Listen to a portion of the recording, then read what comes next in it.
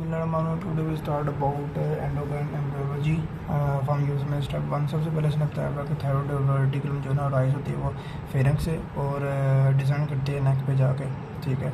आगे इसने बताया हुआ थायराइड वर्टिकुलम होता है। थायराइड वर्टिकुलम जब सेकंड और फर्स्ट फ्रिंगल पोज या थर्ड फ्रिंगल पोज होता है जिससे आगे ऑर्गन बनते हैं, उसमें जो सेकंड फ्रिंगल पोज होती है ना उसमें जब उसकी डेवलपमेंट होती है ना तो उसमें हमारे जो थायराइड फॉलिकल सेल बनते हैं ना उसे हम थायराइड वर्टिकुलम कहते हैं, ठीक है। देन इसने बताया हुआ है कि जो है ना ये टंग के साथ कनेक्ट होती है बाय थायरोफ्लोसल डक्ट के साथ, थायरोफ्लोसल डक्ट के जरिए जो है ना टंग के साथ कनेक्ट होती है, ठीक है। उसके बाद इसने बताया हुआ है कि जो है ना foramen caecum is normally laminate of the thyroglossal duct. जो फोरामेन सीकम है ना ये वाला फोरामेन सीकम ये इसका लैमिनेट है थायरोफ्लोसल डक्ट का, ठीक है। लैमिनेट होता है जो पैदाइश के दौरान जो मतलब कि एक चीज़ को दूसरी चीज़ के जरिए जोड़ा और उसके जरिए सप्लाई कर रहा हो किसी आगे चीज़ को, उसे हम कहते हैं लैमिनेट। ये फोरामेन सीकम इसका लैमिनेट है, ठीक है। उसके बाद से अपना हुआ है थायरोग्लाइसिल डक्ट। अगर हम जो है ईथ्रोपिक थायराइड टिश्यू को रिमूव कर देना तो उसके नीचे में हम हाइपोथायरॉइडिज्म की कंडीशन हो सकती है, ठीक है।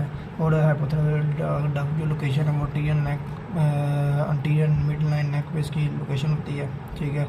और उसके बाद इसमें बताया हुआ है कि जो है थायराइड फॉलिकल सेल जो है वो ड्राइव होते हैं एंडोडर्म से और पेराफॉलिकल सेल अराइज होते हैं फोर्थ फिंगर पोस्ट से, ठीक है। फोर्थ फिंगर पोस्ट और एंडोडर्म, ठीक है। देन इसने बताया हुआ है कि जो है ना एंडोक्राइन एनाटॉमी एंडोक्राइन की न्यूरोफाइसिस न्यूरोफाइसिस हमारे पास ऑक्सीटोसिन और वैसोप्रेसिन आ जाता है, एंटीबायोटिक हार्मोन उसके बाद एफएसएच एलएस एंजियोटेंसिन क्रोमेटोट्रोपिन हार्मोन और टीएसएच आ जाता है, ठीक है। ये ड्राइव होते हैं हमारे पास एंडोडर्म से एक्टोडर्म से और ये ड्राइव होते हैं हमारे पास एंडोडर्म से, सॉरी ये भी एक्टोडर्म से और ये हमारे पास एंडोकोर्टस ये मेसोडर्म से अराइज होते हैं, वो एंडोडर्म से ये एक्टोडर्म से और ये मेसोडर्म से, ठीक है। आगे इसने नोडियम बताई हुई एडिनोक्लेट में हमारे पास जो है ना ये कोर्टेक्स रीजन होता है, ये टोटल कैप्सूल होता है और ये कोर्टेक्स रीजन होता है और ये जो है ना ये वाला कोर्टेक्स रीजन है पिंक वाला और ये पूरे कैप्सूल कहते हैं थोड़ा मेडुला रीजन होता है। कोर्टेक्स में हमारे पास 3 तरह के जो है ना हार्मोन्स जो निकलते हैं आगे, मतलब कि 3 तरह के जो ये कहते हैं सेल निकलते हैं उससे आगे से हमारे पास हार्मोन निकलते हैं, हार्मोन की क्लास निकलती है। सबसे पहले जोना ग्लोमेरुलोसा ग्लूमा फेसिकुलोसा जोना रेटिकुलरिस, ठीक है, ग्लोमेरुलोसा वेस्कुलोसा रेटिकुलरिस। उसके बाद हमारे पास जो क्लास निकलती है mineralocorticoid glucocorticoid androgen androgen sex hormone आपको पता है, ठीक है। इसके आगे ग्लूकोकोर्टिकोइड कोर्टिसोल है जो ग्लूकोज को मेंटेन करता है, मिनोकोर्टिकोइड एंड एल्डोस्टेरोन जो ब्लड प्रेशर के लेवल को मेंटेन करता है। आगे इसने बताया होगा मिनोकोर्टिकोइड साल को मेंटेन करता है, ग्लूकोज शुगर को एंड्रोजन सेक्स को, ठीक है। आगे इसने बता दिया हुआ है कि endocrine pancreas cell type endocrine जो हमारे पास अल्फा सेल होता है वो ग्लूकोज के लिए होता है, जो बीटा सेल इंसुलिन और जो डेल्टा सेल सोमेटोस्टेरोन के लिए होता है, ठीक है। ये हमारे पास इंसुलिन जो सेंट्रल में होता है और ग्लाइकोजन हमारे पास पेरिफेरल में होता है और ये इंट्रासेप्टेट होता है, मतलब कि जो है ना इंसुलिन वो यहाँ सेंटर में होगा, बीटा सेल हमारे पास यहाँ फ्री में होगा और डेल्टा सेल हमारे पास सोमेटोस्टेरोन जो है ना वो हमारे पास ये इनके दरमियान होगा, ठीक है। इसने बताया हुआ है कि जो है क्या कहते हैं physiology of the physiology anatomy सिर्फ इतनी सी थी कि इसमें जो है ना कौन कौन से सेल होते हैं। फिजियोलॉजी ने बताई हुई है कि इसमें कौन कौन से एंटीडायरेटिक हार्मोन होते हैं, cortisol angiotensin converting hormone growth hormone oxytocin prolactin somatostatin वगैरह होते हैं, ठीक है। एंटीडायरेटिक हार्मोन आपको पता है कि ये कहते हैं ऑब्जॉर्प्शन करवाता है वाटर की और सोडियम की ऑब्जॉर्प्शन करवाता है और जो है ना मतलब कि ब्लड प्रेशर को हाई रखता है, ठीक है। मतलब कि ये ब्लड प्रेशर और हाइपोटेंशन कंडीशन हाइपोटेंशन की हमें ये एंटीडायरेटिक जो है ना मेडिसिन देते हैं, ठीक है। Then cortisol hormone cortisol angiotensin converting hormone को इंक्रीज करता है, मतलब कि एंजियोटेंसिन क्या करता है एंजियोटेंसिन कन्वर्टिंग हार्मोन हमारे यहाँ किडनी पे एक्ट करता है और हमारे पास जो कोर्टिसोल का लेवल अगर गिरा हो तो उसको एक्ट सही करता है, ग्लूकोज के लेवल को मेंटेन करता है, ठीक है। उसके बाद डोपामाइन क्या करता है, डोपामाइन हमारे पास प्रोलैक्टिन के लेवल को डिक्रीज़ करता है और टीएसएच के लेवल को भी डिक्रीज़ करता है। ग्रोथ हार्मोन आपको पता है फॉर टिश्यू की ग्रोथ में डेवलपमेंट के लिए न्यूट्रोफिन फॉर एफएसएच एलएसएच, ठीक है। ये हमारे पास सेक्स के लिए होता है, मतलब टेस्टोस्टेरोन और जो हमारे पास दूसरा मतलब कि उसमें जो है ना उसकी पोटेशन स्पर्मेटोजेनेसिस में पोटेशन करवाने में हेल्प करता है और ओवुलेशन करवाने में भी हेल्प करता है।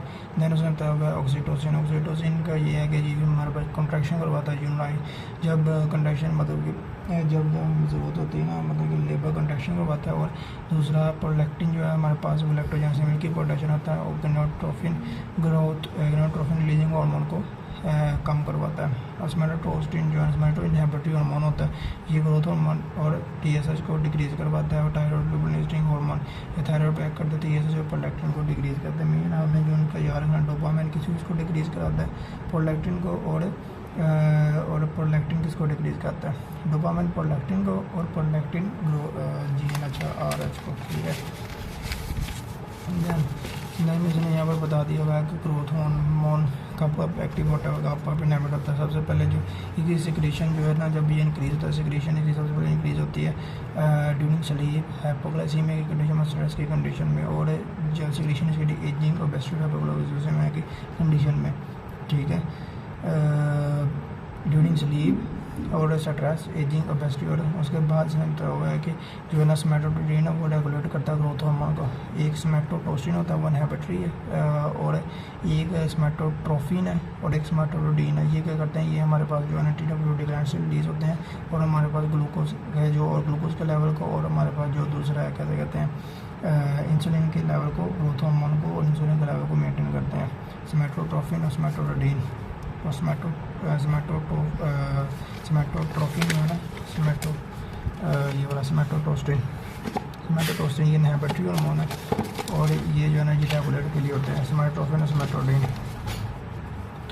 अच्छा, देन इसमें क्या है एंटीडियूरेटिक हार्मोन का। एंटीडियूरेटिक हार्मोन को वैसे प्रिंट में कहते हैं कि इसका फंक्शन वही है कि ये हमारे पास एल्डोस्टेरोन का लेवल को इंक्रीज करता है, हाइपरटेंशन करवाता रहता है, ठीक है। और रेगुलेशन प्लाज्मा ओस्मोलैरिटी हाइपोलीमिया की कंडीशन भी काज करवाता है, क्योंकि जितना वाटर उसको ऑब्जॉर्व करता जाएगा, ऑब्जॉर्व करता बॉडी में पानी की कमी हो जाएगी, ठीक है। और देन बताया हुआ हमारे पास प्रोलैक्टिन का इसने बताया कि मैंने आगे छोटी ग्लैंड से रिलीज होता है, और क्या करता है हमारे पास जो है ना मिल्क जो है मिल्क की प्रोडक्शन करवाता है। इसमें जो मैंने बताया ऑलरेडी कि जो हमारे पास TSH और TRH है ना, वो क्या करता है इसके लेवल को बढ़ाता है, और TSH और हमारे पास एस्ट्रोजन जो है ना इसके लेवल को बढ़ाता है, और डोपामाइन जो है ना इसके लेवल को कम होता है। जितना अगर ये इनहिबिट हुआ है तो डोपामाइन का लेवल ज़्यादा इंक्रीज होगा, ठीक है। देन इसने बताया हुआ है थायराइड हार्मोन का। थायराइड हार्मोन हमारे पास जो है ना सबसे पहले जो हमारे T4 और T3 होते हैं, ठीक है। इसमें मतलब कि मेन जो ये मतलब कि ट्राइडोथेरोनाइन एट्रोक्सिनाइन जो ये इनहिबिटरी होता है, लेकिन ये जो है ना मतलब कि जब एक्टिव फॉर्म में होता है ना, मेन यही काम पड़ता है थायरोक्सिन 4, ठीक है। फर्स्टली ये होते दोनों ही हैं, लेकिन क्या कहता है जब इसने एक्टिव होना या वर्क करना तो थायरोक्सिन भी भी चला जाता है, ठीक है। बगैर इसने फंक्शन बताया, मैं फंक्शन ये है BBC brain nutrition, bone growth और basal metabolism, beta adrenergic blood sugar और ब्रेक डाउन करता है, ब्रेक डाउन लिपोलाइसिस की, ठीक है। अगर इसने यहाँ से बताया अगर TB total binding thyroxine binding globin अगर इंक्रीज़ है तो वो प्रेगनेंसी के केस में इंक्रीज़ होगा, ठीक है। और अगर वो डिक्रीज़ है तो वो नेफ्रोटिक सिंड्रोम के केस में डिक्रीज़ होगा। इसने यहाँ बताया हुआ कि TRH एक्ट करता है TSH पे, TSH पे छोटे ग्लैंड मॉड्यूल आगे स्टिमुलेट करवाता है थायराइड को, थायराइड 3 को एक्टिव कर देता है, ठीक है। देन पैराथायरॉयड हार्मोन का बताया हुआ है। पैराथायरॉयड हार्मोन जो चीफ सेल से प्रोड्यूस होते हैं, मतलब कि चीफ सेल से प्रोड्यूस क्या करते हैं, हमारे पास कैल्शियम की एब्जॉर्प्शन करवाते हैं, ठीक है। इसने बताया हुआ सीरम का लेवल डिक्रीज होगा तो पैराथायरॉयड हार्मोन का डिक्रीज होगा, मैग्नीशियम का डिक्रीज होगा तो पैराथायरॉयड का डिक्रीज होगा और इंक्रीज़ होगा, और अगर पोटेशियम का इंक्रीज़ हुआ तो पैराथायरॉयड हार्मोन का भी सिक्रेशन इंक्रीज़ होगी, ठीक है। देन इसने यहाँ पर बताया दिया है कि कैसे करके एब्जॉर्प्शन होती है। सबसे पहले विटामिन D स्किन से एब्जॉर्ब होता है कोलेस्ट्रॉल की फॉर्म में, फिर 25 हाइड्रोकोलेस्ट्रॉल की फॉर्म में आता है, फिर आगे पोटेशियम में पैक करता है और बना देता है 125 जो है ना हाइड्रो कोलेस्ट्रॉल, ठीक है, हाइड्रोकोलेस्ट्रॉल, ठीक है। और ये जो है ना यहाँ पर आके लिवर में स्टोर होता है। विटामिन जो है ना कैसे कहते हैं किडनी आके जो है ना किडनी पर जो है ना विटामिन D कैसे कहते हैं एक्ट करता है, ठीक है। तो मतलब कि पैराथायरॉयड हार्मोन किडनी पे जाकर एक्ट करता है, विटामिन D की ज़्यादा एक्टिवेशन करवाता है और वो जाके हमारे पास एब्जॉर्प्शन होता है इंटेस्टाइन में और हमारी बोन के अंदर। इस तरह जो है ना टोटल डेवलपमेंट होती है सारी, ठीक है। देन इन्होंने बताया हुआ कैल्शियम हीमोस्टेसिस का। कैल्शियम हीमोस्टेसिस के बारे में यही है कि कैल्शियम जो है ना बाइंड करता है, इसका मैंने IEO से रखा है, और bone albumin and any A9 के ऊपर जो है ना बाइंड करता है 45%, 40%, 50%। ठीक है। और ये हमारे पास क्या करता है, इनहिबिट करता है कैल्शियम को ऑब्जॉर्ब होने से। ठीक है, कैल्शियम पेरिफेरल से रिलीज होता है, बोन के एब्जॉर्प्शन में कम करने में हेल्प करता है, कैल्शियम ऑब्जॉर्ब ना हो। ठीक है, और देन इसने ग्लूकोजन के बारे में बताया कि glucagon alpha cell beta alpha cell से रिलीज होता है, ग्लूकोजन से करता है, ग्लाइकोलाइसिस करवाता है, ब्लड शुगर को एलिवेट करवाता है। ठीक है, और इंसुलिन के एक्ट करता है, उसको जो रेगुलेशन करता है वो इनहिबिट इंसुलिन अमाइलिन स्मार्ट और हाइपरग्लाइसीमिया को मेंटेन करते हैं, रेगुलेट करते हैं। ठीक है।